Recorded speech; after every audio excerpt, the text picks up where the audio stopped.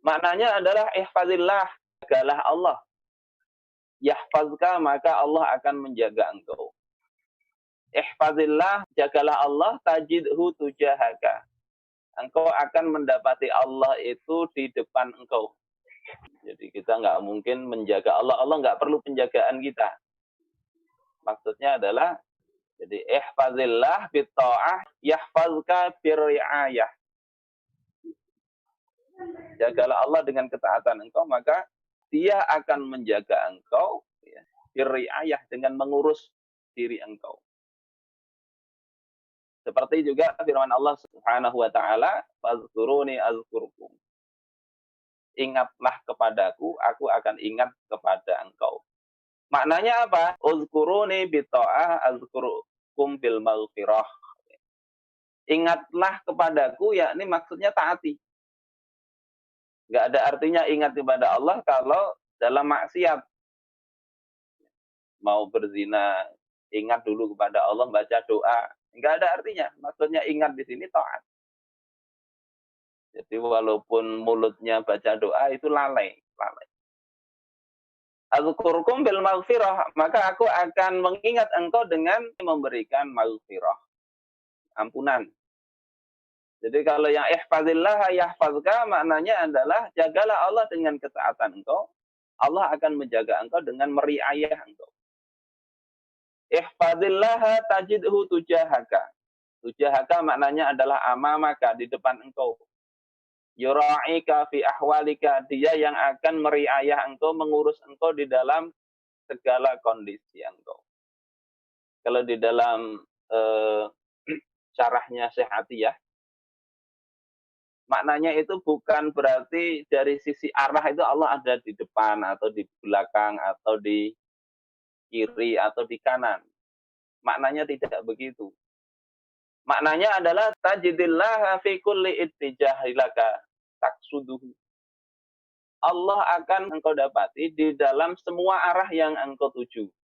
Sawa'un kana qasdan maksusan, sama ada arahnya itu arah yang mahsus, terindra, au kana qasdan ma'nawiyan, atau arah yang kita tuju itu arah yang sifatnya maknawiyah. Misalnya kita ingin pergi ke satu tempat, ya, dari Bogor mau ke Jakarta atau dari Banjarmasin mau ke Tanjung. Kita menjaga hukum-hukum Allah Ta'ala, maka Allah akan menjaga kita ke arah mana kita melangkah tadi. Itu arah yang mahsus, terindra. Yang kedua, arah yang maknawi itu misalnya kita ingin menuntut ilmu. Maka dengan menjaga Allah Subhanahu wa Ta'ala, Allah juga akan meriayah menjaga kita. Jadi secara singkat, ihfazillah tajidhu tujahaka, itu maknanya itu adalah Allah Subhanahu wa Ta'ala akan bersama engkau pada setiap kondisi engkau, seandainya engkau itu menjaga ketaatan kepada Allah Subhanahu wa taala. Jadi caranya mendapatkan penjagaan Allah Subhanahu wa taala dan mendapatkan riayah dari Allah Subhanahu wa taala, ini cuma satu yang harus dilakukan, yakni ihfazillah, jagalah Allah Subhanahu wa taala. Balasannya dua, yahfazka dengan tajidhu tujahaka. Baik ini individu maupun sebuah masyarakat. Masyarakat kalau menjaga hukum-hukum Allah, takwa kepada Allah, Allah akan jaga masyarakat itu. Dalam Al-Quran misalnya Allah katakan, walau anna ahlal qura amanu wattaqau lafatahna alaihim barakatim minas sama'i wal ardh. Andai penduduk suatu negeri beriman dan bertakwa, niscaya kami bukakan barokah, berkah dari langit dan bumi. Syaratnya apa? Amanu wattaqau. Yang membukakan berkah siapa? Allah Subhanahu wa taala. Tetapi ketika tidak mau beriman dan bertakwa, bukan berarti kemudian paceklik terus, tidak. Dalam Al-Quran juga ada, falamma nasu ma dzukiru bih fatahna alaihim abwaaba kulli syai'. Ketika mereka melalaikan peringatan Allah Ta'ala, fatahna alaihim abwaaba kulli syai', maka kami bukakan atas mereka abwaaba kulli syai', pintu-pintu segala sesuatu. Jadi bisa jadi memang maksiat itu tetap saja kesenangan dunia Allah bukakan. Tapi kalau tadi beriman dan bertakwa, fatahna alaihim barokatim minas sama'i wal ard. Kami bukakan atas mereka berkah dari langit dan bumi.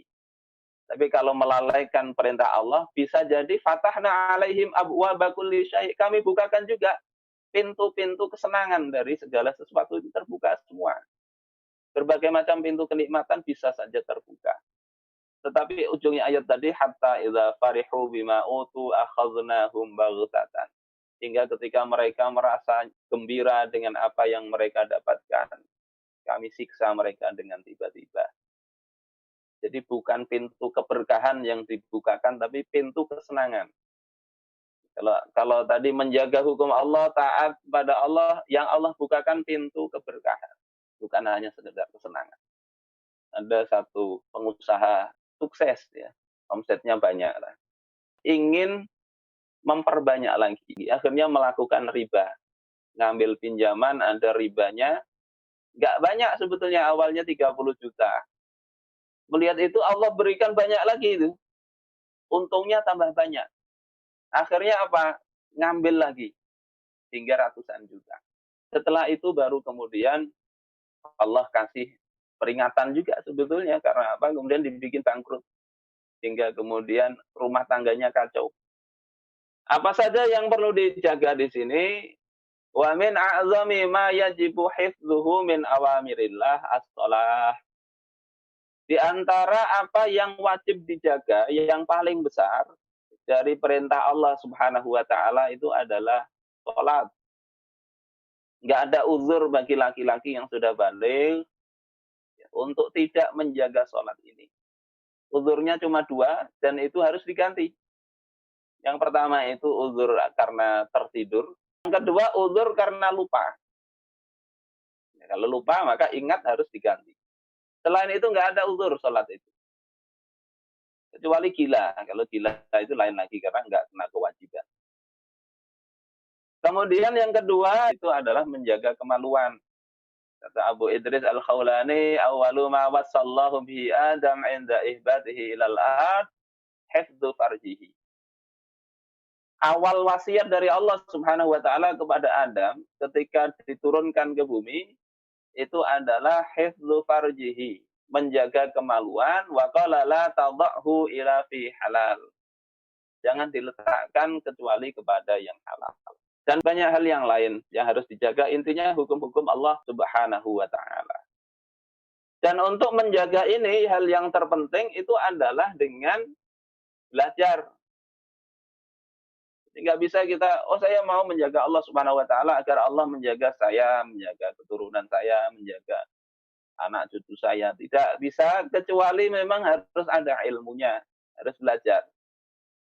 Hudzaifah bin Al-Yaman mengatakan, "Fa innaha la tadurruka al-fitnah ma 'arafta dinak."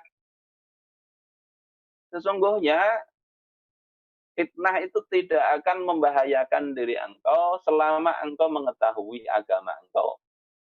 Innamal fitnah idza ishtabaha 'alaikal haqq wal batil. Fitnah itu betul-betul akan menimpa engkau kalau engkau itu tidak tahu mana yang benar, mana yang batil. Falam tadri ayyuhuma tattabi. Engkau tidak tahu mana yang harus diikuti. Itu fitnah. Merasa menjaga perintah Allah tapi pada dasarnya melanggar aturan-aturan Allah Subhanahu wa taala. Penjagaan Allah yang diberikan kepada hambanya itu ada dua jenis. Sehingga kita ketika satu jenisnya tidak kita peroleh, kita tidak kemudian merasa Allah itu enggak benar ngomongnya, atau Rasul itu enggak benar ngomongnya, tidak. Yang pertama adalah hifdzuhu lahu fi masalihi dunyahu. Menjaga dia pada kemaslahatan dunianya. Bagi manusia itu ada muaqibat. Jadi tiap orang itu Allah kasih malaikat penjaga. Kata Ibnu Abbas, humul malaikah yahfazunahu bi amrillah. Mereka itu adalah malaikat yang menjaga manusia dengan perintah Allah. Fa idza ja'al qadaru khallau anhu. Ketika datang qadar ketetapan Allah, malaikat tadi kemudian yang membiarkan. Dijaga Allah Subhanahu wa taala dalam urusan dunia ini termasuk juga anak dan keturunannya. Wa qad yahfazullahu al-'abda bi salahihi ba'da mautihi fi dzurriyyatihi. Kadang-kadang Allah Subhanahu wa taala itu berkenan menjaga seorang hamba karena kesolihan dia. Itu adalah menjaga zuriatnya setelah orang tersebut wafat. Orang tua itu kadang merasa dirinya menderita tidak mengapa, tetapi akan merasa sangat sulit ketika zuriatnya itu menderita. Lebih mengkhawatirkan nasib anak daripada diri sendiri. Maka kalau mau begitu, mau menyelamatkan anak, maka jagalah Allah Subhanahu wa taala, karena Allah itu dalam banyak hal secara umum itu akan menjaga zuriat seseorang dengan kesolehan kedua orang tuanya. Dalam surah Kahfi misalnya dikatakan wa kana abuhuma sholihah. Ini terkait dua anak yatim yang ada dinding mau roboh ditegakkan oleh Khidir. Ditanya oleh Musa, kenapa itu engkau tegakkan di kampung yang kampungnya tidak mau menjamu kita? Penduduk kampung itu medit. Dalam bayangan Musa ini milik penduduk kampungnya aja medit begitu, engken, kenapa ditegakkan, dibantu? Maka kata Khidir, rumah itu adalah milik dua anak yatim. Dan bapaknya, bapak keduanya, di sini bahkan disebut cuma bapak. Wakana abuhuma. Dan adalah bapak keduanya. Tidak disebut ibunya, nggak jelas itu. Sehingga kalau ada anak-anak yang kurang ini, lihati bapaknya. Maka di ayat ini dikatakan, annahuma hufidha bisolahi abihima. Kedua anak ini dijaga oleh Allah Subhanahu wa taala sebab kesolehan bapaknya. Sehingga Sa'id bin Al-Musayyib ketika mendengar ayat ini, beliau mengatakan kepada anaknya, la azidanna fi sholati min ajlik. Sungguh aku betul-betul akan menambah sholat sunnahku min ajlika, karena engkau ya anakku. Roja'an uhfadzafik. Aku berharap Allah akan jaga engkau. Kata Umar bin Abdul Aziz, ma min mu'min yamutu. Tidak ada seorang mukmin yang mati. Illa hafizahullahu fi aqibihi wa aqibi aqibih. Kecuali Allah akan jaga generasi setelah dia dan setelahnya. Yakni Allah akan pelihara anaknya, Allah akan pelihara cucunya. Kemudian jenis penjagaan yang kedua, yang ini yang sangat besar, tapi kadang jarang disyukuri, itu adalah hifdzullahi lil 'abdi fi dinihi. Penjagaan Allah kepada seorang hamba di dalam urusan agamanya. Menjaga dari syubhat al-mudillah, syubhat yang menyesatkan. Hukum-hukumnya jelas, tapi kemudian dibikin keraguan sehingga dia terkena syubhat. Sehingga nggak jelas lagi yang halal haram itu. Yang hak dengan yang batil dia nggak bisa lagi membedakan. Ini musibah itu. Ada kewajiban yang sangat besar, kemudian nggak ngerti dalilnya, kemudian dianggap itu nggak ada. Kita mungkin berpikir, oh kok bisa ya, sampai misalnya ada yang seks non marital itu dianggap nggak apa-apa itu. Kita mungkin berpikir keterlaluan itu. Tetapi itu bisa jadi, itu memang masuk ke dalam pikiran seseorang ketika orang tersebut nggak dijaga agamanya. Orang yang murtad saja bisa jadi begitu ada. Sahabat yang ada yang awalnya penulis wahyu saja bisa murtad. Maka bentuk penjagaan yang sangat harusnya kita sangat pikirkan, kita harapkan itu adalah menjaga agama kita. Dari syubhat, dari syahwat yang diharamkan. Tahu saja perzinaan, perselingkuhan itu haram. Tapi nggak bisa menjaga dirinya dari gejolak itu sehingga terjatuh lagi. Tahu saja mabuk, miras itu nggak boleh. Tapi tidak terjaga dia darinya sehingga nggak bisa menghindarinya. Maka minta penjagaan dari Allah Subhanahu wa taala agar hal-hal itu dibikin tidak enak di depan kita. perlu juga kita perhatikan bahwasanya kadang penjagaan Allah terhadap agama itu kadang tidak kita senangi. Ya inna min ibadi man la yuslihuhu imanahu illal faqr. Sesungguhnya di antara hamba-hambaku itu ada orang yang imannya itu tidak bisa diperbaiki kecuali kefakiranlah yang memperbaikinya. Yang membuat dia baik imannya itu adalah kalau dia fakir. Wa in basattu alaihi afsadahu dzalik. Kalau aku bukakan ya kekayaan kepada dia, niscaya kekayaan itu bisa merusak iman. Jadi kalau kita ini kok miskin aja, cobalah bersyukur pada Allah. Bisa jadi miskin itu bentuk penjagaan Allah terhadap agama kita. Berapa banyak orang yang miskin selamat, tapi begitu diberi kekayaan, macam-macam aja yang ingin dimakannya. Ingin nyabu, gak ingin apa. Karena apa? Punya duit. Istri nggak cukup, akhirnya mencari wanita lain. Karena apa? Punya duit. Kalau orang itu seperti itu, cocok Allah beri kemiskinan. Supaya apa? Supaya baik dirinya. Wa inna min ibadi man la yuslihu imanahu illal ghina. Ada hambaku itu yang tidak akan baik imannya kecuali dengan kekayaan. Jadi walau afqartuhu la afsadahu dzalik. Kalau aku beri kefakiran maka rusak imannya itu. Jadi ada tipikal begitu. Kemudian ada juga hambaku yang ya, tidak akan baik imannya kecuali diberi kesehatan. Kalau diberi sakit itu nggak tahan dia. Ada juga yang tidak akan baik kecuali diberi sakit. Bahkan di ujung hadis ini, ya wa inna min ibadi mayyatlubu baban minal ibadah.